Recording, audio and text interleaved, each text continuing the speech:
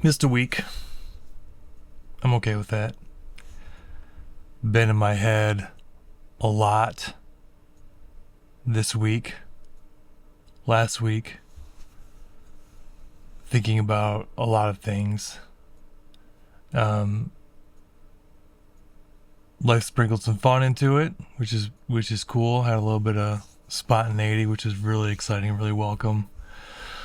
On the flip, it's kind of set me into this headspace of and I'm feeling a little bit of my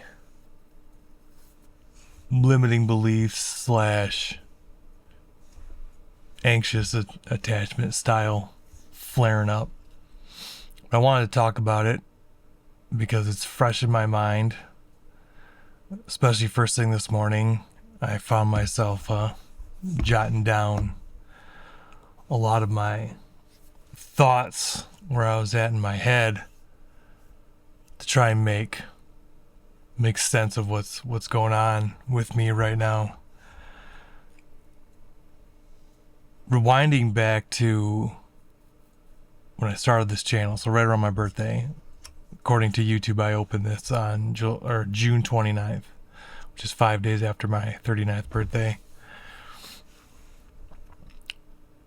The journey in front of me seemed super exciting, and the way I'm wired is when I set my mind to something, I go all out.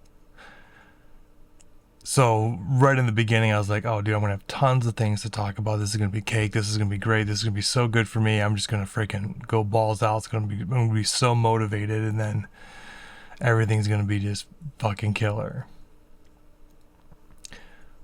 The thing that I will tend to let slip to the side is I forget about life when I set my mind to a goal. That then eats at me a lot, especially now that I'm flying solo. I'm a single person, and I am literally left to only focus on goals. I don't have anyone to live for outside of my kids, and it's not my favorite thing, if I'm being honest. I really like having someone to take care of and put all this energy that I have into. The thing that sometimes gets at me, and I feel like this is something that we can all relate to, and I wanted to talk about. When the dust settles, and me specifically, rather, sitting by myself, my inner monologue sparks up and starts going wild. I just start thinking about life, and I think about how I can't stand myself. I can't stand myself in the way I'm wired sometimes drives me nuts. As far back as I can remember, I have been super driven. Being a very driven person creates a very lonely life. It's challenging to connect with people because I have found that most people don't share this level of drive, or when they're trying to understand it, I feel like a zoo animal, being like, oh my God, you do so much, blah, blah, blah. And then that just makes me feel more isolated, makes me feel weird, makes me feel like, the fuck is wrong with me? Why can't I be like other people? Why can't I have just a perfect amount of ignorance? And then that chews at me. Because when I see other people or meet new people, they have friend groups. And that's something I don't know. I don't have a friend group. If I'm playing in a band, those are people that I talk to. And I'm only talking to them at rehearsals, at shows, on the way to shows, on the way home from shows. And that's about it. In between practices and shows, I'm by myself again. I have my children, but they're my children. They're not my friends. I have coworkers I talk to at work, but it never extends past work. I know a lot of people, but I spend most of my time by myself. And I can't tell how I feel about it. In my mind, I think a lot about my dream of building this house. And my motivation for building this house is so that I can have a place for my kids. When they start growing and having their own lives, a place where they can come to, a place where they can feel at home. A home, honestly. When I was growing up, my parents split, and that was tough. It was real tough. When they split, we also moved.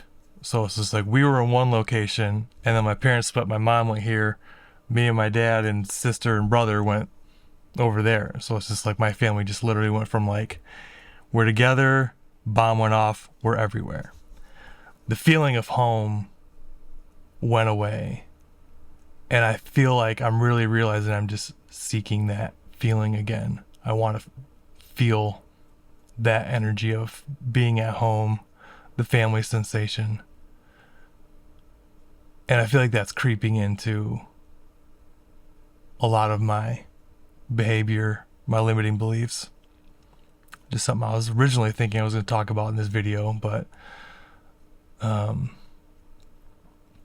guess not. Diary entry. But I feel like this is something that we can all relate to. When I start feeling sad or start feeling a lot of these things, sometimes I'm just like, you'll never fucking get there. You're never going to feel that feeling. And I attach myself to a goal, because if I'm working towards that goal, then I have something to occupy my mind to be like, at least I can achieve this. At least I can make this happen. Something that's within my control. I can make a reality. Because I feel like I can't make a good family unit or a good relationship a reality.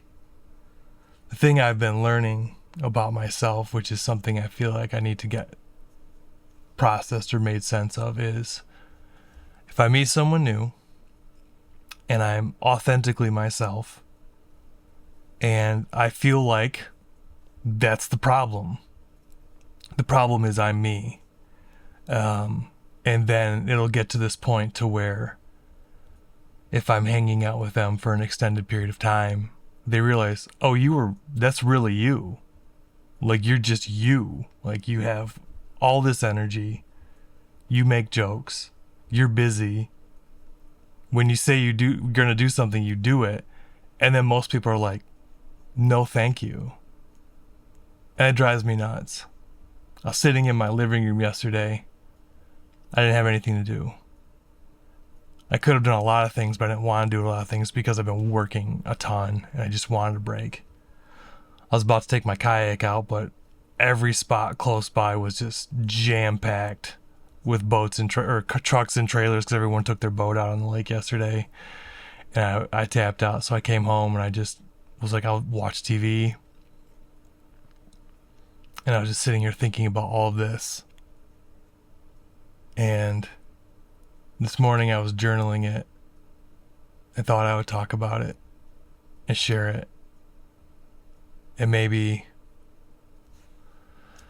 somebody out there will feel it too and understand it. And the thing is that I'm thinking about making sense of is how to snap out of it. I think it's important to be able to find a way out. When you spend so much time by yourself, you learn how to self-soothe. But I remember that growing up, I spent a lot of time by myself. My siblings and I weren't super close. We all spent time together apart. We would all be in our own rooms doing our own thing.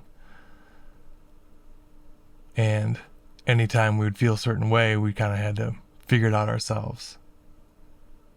And so sometimes it's just a real motherfucker. But I'll tell you what, getting it out, writing it down, really helped me this morning. And putting it on this feels good. So keep kicking ass.